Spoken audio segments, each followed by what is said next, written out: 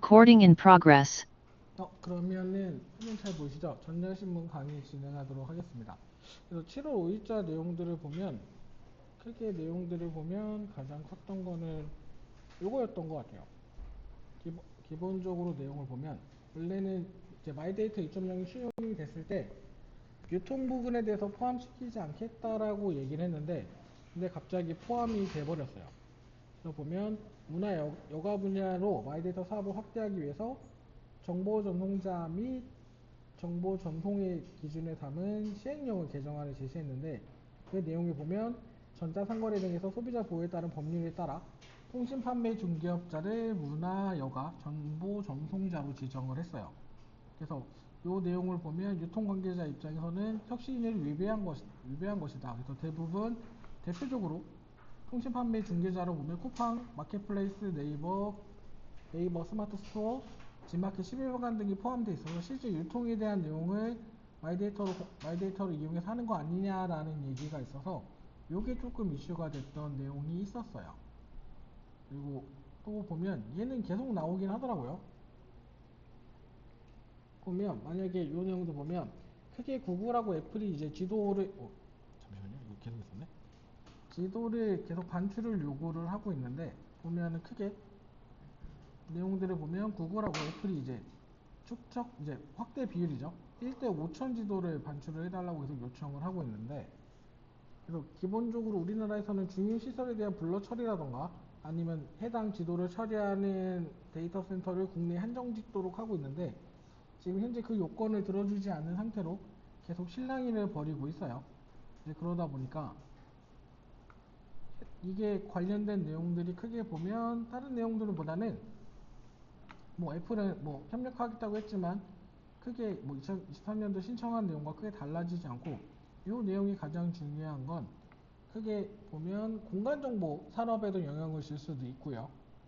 그리고 해외 저장됐을 때는 국가 안보적인 측면에서 데이터 보안적인 안보 측면에서도 해당 내용들이 공개되는 측면이 조금 위험도가 증가될 수 있죠. 왜냐면 이라크가 아니라 러시아 전쟁을 보면 우크라이나랑 러시아 전쟁을 보면 드론을 이용해서 타격을 하는 그런 것들이 내용들이 많이 있는데 이런 지도가 반출돼서 유통이 된다면 그런 것들에 대한 위험도 마찬가지로 높아질 거기 때문에 그래서 그리고 또 해당 공간정보 관련된 걸로 위성 항법장치, 증강현실, 자율주행, 스마트시티, 드론, 로보틱스와 관련된 부가적인 산업들도 있기 때문에 이거에 대한 반출 입장이 하지 말아야 된다라는 게 조금 내용들의 골자였어요. 근데 그거에 대한 또 다른 내용들로 아니면 유료화해서 팔아야 된다 라는 내용도 있고요. 그래서 뭐가 맞는지는 조금 잘 모르겠어요. 근데 언제까지 공개 안 할 수는 없을 텐데 그래도 중요 시설이나 그런 부분에 대해서는 그 지도 데이터의 처리 관련된 내용들은 뭐 처리하는 것을 국내로 한정 짓거나 아니면은 중요 시설에서 불러 처리나 식별을 어렵게 하거나 이런 것들이 좀 필요하긴 한데 한편에서는 트렌드 흐름에 맞게 그냥 이제 돈을 받고 그 돈을 가지고 산업을 활성화하자라는 얘기가 조금 있는 것 같아요. 근데 뭐 데이터 주권이나 그런 관련된 내용이 있어서는 조금 고민을 해볼 내용이 아닌가 싶네요. 그 다음에 있었죠. 얘가 실패했어요. 안 한대요. 네, CBDC가 있었는데 결국에는 예금 토큰 지갑을 설정한 수보다 적어서 2차에 대한 테스트는 잠정적으로 보류됐다는 내용입니다. 안 한대요. 네, 그 내용이 다예요. 잘 안 됐대요. 테스트가 잘 안 됐대요. 그리고 또 하나는 이제 마이데이터 내용이 나오면 의료 쪽이 나오면 그냥 건강정보고속도로라는 중개 플랫폼이 있다. 의료 중개 플랫폼이 있다 정도만 보시면 될 것 같아요. 혹여나 마이데이터 문제가 나온다면 의료 쪽 내용을 쓰면 뭐 요런 내용들 플랫폼도 활용할 수 있다. 요 정도가 다일 것 같아요. 그래서 각각의 의료 정보에 대해서 통합하는 보면 병원이 보행 환자 기록 및 본인이 열람할 수 있도록 표준화된 형식으로 제공하고 본인의 동의 하에 원하는 선택의 데이터를 전송할 수 있는 의료 마이데이터 중개 플랫폼 이 정도만 기억하면 되실 것 같아요. 그리고 또 하나는 네, 공간 제약이 없는 마이크로 데이터 센터가 조금 요거에 대해서 지속적으로 주목을 받고 있다. 크게 보면 계속 성장하고 있고 작고 컴팩트한 형태로 엣지 환경이나 공간 제약이 있어서 설치할 수 있는 소형 데이터 센터다. 그래서 이게 주목받는 이유는 퍼블릭 클라우드나 코로케이션 데이터 센터보다 산업의 현장에 가까운 곳에서 처리할 수 있기 때문에 엣지 기반, 엣지 환경을 잘 아실 거예요. 그래서 있는 근처에서 처리하는 데이터를 처리하는 걸 의미하기 때문에 국내 자율주행, 리테일, 팩토리 등의 다양한 분야에 활용될 수 있을 것 같다. 그리고 국산 AI 반도체 기반 마이크로 데이터 사업을 과기부가 공고한 내용이 있고요. 그리고 가트너는 올해까지 데이터 센터가 중앙이 아닌 엣지 쪽에 처리될 것으로 전망하고 있어서 이에 대한 수요가 조금 늘어날 것 같아요. 그래서 마이크로 데이터 센터라는 거를 조금 기억하고 계셨으면 좋겠어요. 그리고 또 하나는 결국엔 요거 네트워크 관련된 토픽 쪽 부분인데 주파수 대역폭에 대해서 전체 제할당을 확정했다. 그 내용이고 주파수 제할당 같은 내용이 나오면 주파수 생애주기 뭐 그런 내용들을 조금 기억해 주시면 좋을 것 같아요. 그래서 요걸 대역을 다 기억하지 못할 거라서 그냥 주파수 대역에 대해서는 우선은 이동통신사의 논리는 여기 주파수 생애주기론에 따라서 주파수를 좀 할당을 해야 된다라는 입장이 있는 거니까 그 내용을 참고로 조금 기억해 주셨으면 좋겠어요. 그 다음에 또 하나는 이제 공공사업에 관련된 뭔가 문제가 나서 내용을 쓴다면 지금 정부에서 공공부문 차세대 정보 시스템 구축 시 발주자가 참고할 수 있는 가이드라인을 만들고 있대요. 그래서 뭐 1년 이상 지속되는 사업에 대해서는 발주자가 준수해야 될 사항이나 주의해야 될 부분을 가이드로 정리해서 공공 시스템에 대해서 안정화할 수 있게끔 하겠다라는 내용이에요. 그래서 뭐 공공 시스템 차세대 사업 관련된 내용이 있으면 이런 내용들도 참고해서 간글이라던가 내용에 좀 잘 넣어주세요. 또 하나는 스테이블 코인이에요. 지금 스테이블 코인 내용들이 조금 많다 보니까 스테이블 코인을 좀 잘 준비해 주셨으면 좋겠어요. 그래서 크게 여기서 얘기하는 건 시늉리지라는 거에 대해서 조금 기억을 해 주셨으면 좋겠어요. 그래서 기본적으로 코인에 대해서 가장 큰 논쟁은 발행 여부보다는 발행 주체, 뭐 여부도 있겠지만 발행 주체, 준비금 요건, 통화 정책, 다음에 시늉리지, 다음에 코인런, 코인을 팔고 도망가는 코인런 이라는 이런 위험등이 있다 정도로 좀 기억하시는 게 좋을 것 같아요. 그래서 시늉리지는 뭐 금속 화폐를 발행하면서 주조 비용보다 높은 액면가를 책정하고 그 차익은 고스란히 아마 발행사가 가져가는 걸 의미합니다. 그게 화폐를 찍는 것만으로 얻는 이익이 바로 시늉리지라고 합니다. 크게 만약에 스테이블 코인에 관련된 논쟁은 준비금, 발행 주체, 준비금, 통화 정책, 다음에 시늉리지, 코인런 이런 것들을 잘 기억해서 내용들을 조금 잘 써주셨으면 좋겠어요. 얘 좀 잘 가져가세요. 요즘 내용들이 많아서 스테이블 코인은 참 기억을 하셨으면 좋겠어요. 그리고 또 하나는 그냥 네이버나 카카오가 열심히 한국형 7월원 AI를 하고 있다. 그래서 오픈소스로 등록할 예정이다. 그래서 대부분 내용들 보면 이걸 잘 기억하셔야 돼요. AI 에이전트 서비스 기술로 에이전틱 AI, 피지컬 AI, AI 추론 모델 이런 내용들을 조금 잘 기억하셨으면 좋겠어요. 크게 별거 없어요. 얘네 내용은 한국형 추론 AI, 한국어에 특화된 AI 추론 모델을 개발하고 출시할 거다 내용이 다고 여러분들이 기억하셔야 될 내용은 AI 에이전트 서비스가 있으면 추론 AI나 에이전틱 AI 내용들을 기억하셔서 잘 내용에 반영해 주시면 돼요. 그게 다예요. 또 하나는 뭐 AI 서비스에 대해서 보면 온디바이스 AI 방식으로 인터넷 연결 없이 AI 번역 서비스를 제공해 줄 수 있다. 번역 서비스에 대해서 뭔가 번역이랑 트랜스포머가 있으면 STT나 MT, TTS 뭐 이런 것들을 잘 기억해서 좀 적어주세요. 그냥 이 내용은 그거예요. 그냥 플리스토라는 업체에서 인터넷 연결 없이 온디바이스 AI 기반의 AI 번역 서비스를 지원한다가 내용이 다일 것 같아요. 여기에서 필요사 AI 반도체 칩을 사용할 거다 정도? 여러분이 기억해야 될 단어는 온디바이스 AI, 다음에 뭐 AI, 번역 서비스 같은 경우는 음성, ST, MT, 음성 합성이 TTS 뭐 이런 것들 내용을 잘 기억해 주세요. 그리고 꼭 소프트웨어 특정을 짓지 말고 하드웨어적인 측면도 AI 개발에 관련된 토픽에서 빠지지 않게끔 잘 챙겨주시면 될 것 같아요. 그리고 자율주행이나 만약에 드론은 그렇게까지 나올 것 같진 않은데, 근데 실은 현재는 이제 드론 배송 같은 경우 실증을 계속 확대하고 있죠. 그럼 조만간에 드론 배송에 관련된 내용들을 여러분이 직접 이용할 수 있게끔 될 것 같아요. 현재는 섬 지역이나 아니면 의료나 국방 쪽에 조금 활용하고 있는 추세인데, 점점 확대가 되면 곧 여러분들이 사용하실 수 있겠죠.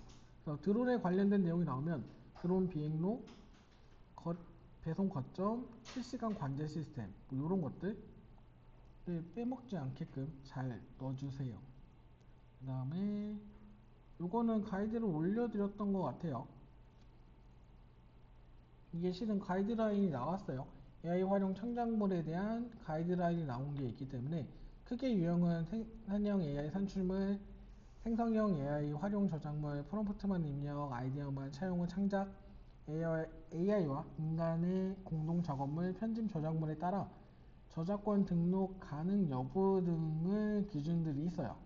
그래서 카페에 가이드 내용이 있으니까 꼭 한 번씩 봐주세요. 그래서 단순 생성형 AI 산출물은 등록이 불가능하고 프롬프트만 입력도 불가능하고 생성형 AI 활용한 저작물, 인간의 개입이 들어간 건 가능. 아이디어 착용 AI 결과물을 통해서 아이디어만 착용을 창작한 거 가능. 공동으로 작업한 거 가능. 편집물 저장, 생성형 AI 산출물 여러 개 선택 배열해서 구성한 거 가능. 이런 내용들이 있기 때문에 한번 특히 이제 이 내용 결과물 유형에 따른 기준들을 좀 잘 한 번씩 봐주세요. 원래 생성형 AI 관련된 저작권에 관련된 문제들이 있기 때문에 만약에 아니면 저작권에 관련된 내용이 있으면 국내에서 정부에서 가이드라인 제공한 게 있다라는 내용들을 적어주시거나 여기 보면 생성형 인공지능 활용 저작물의 저작권 등록 안내서입니다. 명칭이. 그런 것도 있다라는 걸 잘 기억을 해주세요. 그 다음에 시사 용어는 에이전틱 AI였어요. 보면 단순한 정보를 제공하거나 질문에 답하는 수준을 넘어서 사용자 지시를 받아 실제로 외부 시스템에서 작업을 실행하는 인공지능을 에이전틱 AI라고 얘기하고, 즉 AI 에이전트에 들어가는 기술 중에 하나죠. 핵심 기술이죠. 그래서 AI 에이전트를 쓰면 에이전틱 AI가 기술 요소로 꼭 들어가야 돼요. 기술로. 그런 부분들 까먹지 않게 잘 기억을 해주세요. 그 다음에 목요일에는 얘는 크게 있었어요. 그냥 로보 파운데이션 모델에 대한 상용화 관련된 내용이 있었고, 여기에 연관된 건 범용 AI, 즉 피지컬 AI, 혹시나 휴머노이드나 AI 인간이라기보다 휴머노이드 관련된 내용이 나온다면 여러분은 까먹지 않으시고 로버 파운데이션 모델이나 아니면 AGI라는 범용 AI 아니면 피지컬 AI 관련된 내용들을 같이 포함을 해주셔야 돼요. 그래서 보면 로버 파운데이션 모델은 인간형 로봇에 관련된 내용이고, 그리고 기본적으로 로버 파운데이션 모델에서 생성하는 구조는 비전, 랭귀지, 액션 요 세 가지 형태로 이루어져 있기 때문에 그 내용도 참고로 잘 기억을 해주셨으면 좋겠어요. 네, 즉 로봇 파운데이션 모델은 휴머노이드 구현과 관련돼 있고 피지컬 AI, 다음 AGI랑 연관성이 있기 때문에 이 내용도 잘 기억을 해주세요. 그리고 요것도 있네요. 보면 현재는 공공 클라우드 쪽에 국내 빼고는 해외 클라우드 사업자가 접근이 되지 않았었는데, 근데 현재 AWS가 아마 공공 클라우드 사업을 하나 수주한 게 있습니다. 그리고 나서 MS를 필두로 해서 계속 요청을 하고 있고, 실제 공공기관들이 이용하는 게 디지털 서비스 이용 지원 시스템인데 MS께 하나 심사를 거쳐서 등록된 게 있어요. 그래서 그러면서 외산에 대해서 본격적으로 도입이 들어오고 있다라는 내용이고, 대부분 MS도 그렇고 AWS도 그렇고 구글도 그렇고 CSLP 인증을 받기가 어려운데 받았어요. 물론 이제 개인정보를 처리하는 등급은 아니고 CSLP 인증을 받았고, 그에 따라서 이제 공공 클라우드 쪽에 도입이 조만간 많이 되지 않을까 싶긴 하네요. 근데 이거에 대해서 또 다른 뒤에 내용들이 또 나오니까, 현재 외산 공공 클라우드 쪽에 외산 도입, 외산 해외 클라우드들이 도입 들어오고 있다 정도로 보시면 될 것 같고, 그리고 테크 시리즈가 하나가 더 있긴 해요. 실은 얘는 이 거부테크라는 단어가 지금 나온 건 아니고 2, 3년 전에도 있었어요. 그래서 행정 공공 서비스 제공과 정책 연구 분석 집행을 전반적으로 포함하는 디지털 서비스를 거부테크라고 얘기를 하는데, 그래서 뭐 거부테크를 도입할 때 뭐 의견으로는 공공 조달 시스템을 뭐 거부테크 특화 구조로 전환해야 된다. 아니면 정부 공공 데이터에 대해서 민간에 적극 개방하고 표준화해야 된다. 아니면 공공 및 대기업이 스타트업 기술을 무단으로 채용하는 것에 대해서는 법적으로 손해배상에 대해서 명분을 해야 된다. 중앙정부와 지자체는 거부테크 예산을 마련하고 뭐 실증이 선고되면 자동으로 연계되는 구조를 제도화해야 된다. 마지막으로 부담을 줄이기 위해서 클라우드 CSP 같은 인증 절차를 간소화하고 비용에 대해서 지원해야 된다. 뭐 거부테크 확산을 위해서 뭐 이런 것들이 필요하다 정도로 보시면 될 것 같아요. 나오게 되면 잘 적어주세요. 공공 서비스를 디지털화하는 걸 거부테크라고 얘기합니다.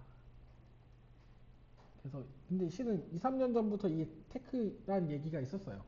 지금 나온 건 아니에요. 예전부터 이 내용은 있었어요. 그러니 참고하시면 될 것 같아요. 그리고 이거는 근데 그냥 소버린 AI에서 국내 소버린 AI에 관련된 내용이 있으면 그냥 KT 믿음 2.0 정도 적으시면 될 것 같아요. 뭐 한국 특화된 파라미터 모델을 적용했다라는 내용이 있긴 한데 그냥 실은 얘 때문에요. 소버린 AI 있으면 이런 국내 뭐 사례들 보면 이런 거 있다. 한국형 AI 있다. 정도의 내용이면 될 것 같아요. 뭐 한국어 최적화되는 토커나이저를 적용했다. 그게 다예요. 그래서 아까 목요일날 기사에 보면 외산 이제 공공 클라우드 공공 쪽에 외산 클라우드가 들어오니, 그래서 그러니 MS 클라우드 확산에 따른 전담 MSP 도입을 검토해야 된다라는 게 기사에 떴어요. PPP는 아직 안 나와서 PPP도 좀 잘 챙겨주셨으면 좋겠어요. 민간 협력형 사업을 좀 잘 챙겨주셨으면 좋겠어요. 그래서 현재는 삼성하고 KT랑 NHN이 세 군데가 국정원 통해서 상등급을 받았어요. 국정원 통해서 상등급을 잘 안 나올 텐데 상등급이 나와서 실제 공공 쪽에서 클라우드 활용이 가능하게 되었고, 이제 그러다 보니 공공에 맞춰서 MSP 업체가 필요하다라는 기사의 내용이었어요. 그래서 여러분이 챙기셔야 될 건 PPP, 공공 클라우드 MSP 업체 도입 검토보다 PPP를 조금 더 신경을 써주세요. 민간 협력형 사업 PPP 내용이 나오면 뭐 클라우드 이용에 따른 MSP 업체 선정이 필요하고, 뭐 세 군데 업체는 클라우드로 활용할 수 있게 국정원을 통해 상등급을 받았고, 이런 내용들 전반적인 내용보다 그런 키워드들을 좀 잘 기억해 주셨으면 좋겠어요. 그리고 마지막은 얘도 좀 내용이 있긴 했었어요. 얘 같은 경우도 크게 보면 이제 스마트 글래스 또 요즘 조금 뜨고 있는 추세이기 때문에, 스마트 글래스의 활용 사례는 뭐 스포츠, 교육, 공공안전, 물류창고, 원격의료, 제약바이오, 국방, 문화, 제조설비, 인공지능 비서 등 다양한 측면에서 쓰일 수 있기 때문에, 왜 자꾸 움직이지? 그래서 요거에 대해서도 이 내용 스마트 글래스 관련된 내용들도 조금 이렇게 잘 보이나? 이렇게 보인다. 보면 조금 더 챙기면 될 것 같아요. 그래서 스마트 글라스 내용이 나오면 자유도 3도프, 6도프는 예전에 나온 적이 있었어요. 그래서 이제 어떤 측면 여러 가지 뭐 세 방향이나 여섯 방향이냐에 따라서 그 3도프, 6도프 이렇게 하고 있기 때문에 이것도 조금 기억을 해주시고, 기본적으로 스마트 글래스 같은 경우는 뭐 메타, 애플, 삼성 등 기업들이 이제 XR 헤드셋을 출시하고도 있긴 한데, 점점 이 산업이 발전하고 활용 사례가 늘어날 거다. 그렇게 되면 여러 분야의 활용이 가능하다 정도로 보시면 될 것 같아요. 그래서 내용들을 보면 메타의 오라이언, 애플의 비전 프로 등이 지금 현재 가장 많이 알려져 있긴 하고요.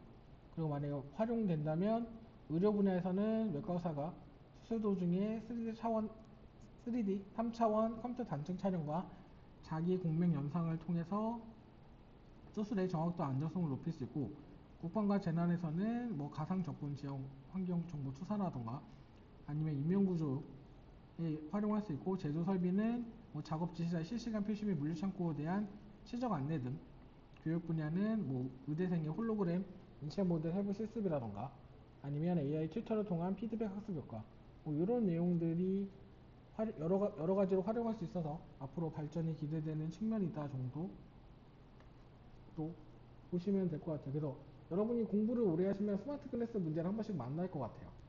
그러니까 내용들도 한 번씩 보시고 잘 챙기시면 좋을 것 같아요. 그리고 나머지는 지난주 거긴 한데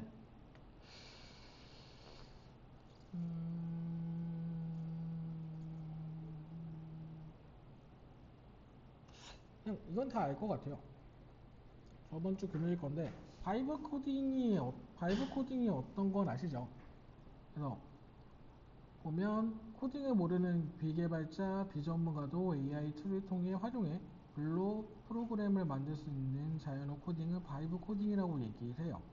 그래서 요 용어들도 조금 아실 것 같긴 한데 그래도 혹시 몰라서, 그래서 만약에 리듬으로 쓰면 자연어 코딩의 시대 바이브 코딩이라고 얘기하고, 코딩을 모르는 비개발자, 비전문가도 AI 코딩 툴을 활용해서 글로 프로그램을 만들 수 있는 자연어 뭐 개발 코딩 언어 정도로 이렇게 하셨으면 좋겠어요. 바이브 코딩이 뭔지 아실 거라 그냥 간략하게 내용 나온 것만 얘기 드릴게요. 그 다음에 아, 이건 가능성이 없긴 한데 이것도 있었어요. 그래서 AI 특화된 감리 방법론을 도입을 해야 된다. 그러니까 감리 관련된 대부분 이제 AI 환경이 인공지능 기반의 환경 등을 통해서 사업이나 서비스들을 실시하고 있기 때문에, 그래서 AI 모델에 관련된 감리를 할 수 있는 감리 관련된 내용이 있어야 된다 였어요. 그래서 뭐 수행한 사례를 뭐 발표한 것도 있었고, 그래서 AI 모델 개발에 특화된 감리 방법론 등이 필요하다. 그 예시로 뭐 크리스피디엠 같은 내용이 있긴 했었는데, 그래서 뭐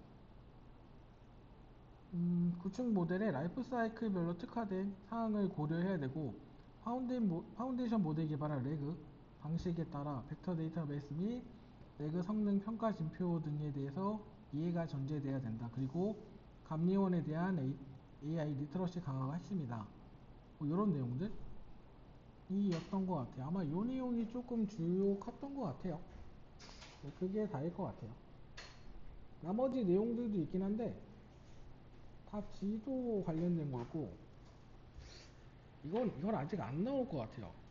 이건 이제 사고 난국에 이게 SK 사고 관련된 내용이라 아직은 안 나올 것 같긴 해요. 그렇게까지 나올 것 같지는 않아요. 그러면 이상으로 마치도록 하겠습니다. 고생하셨습니다.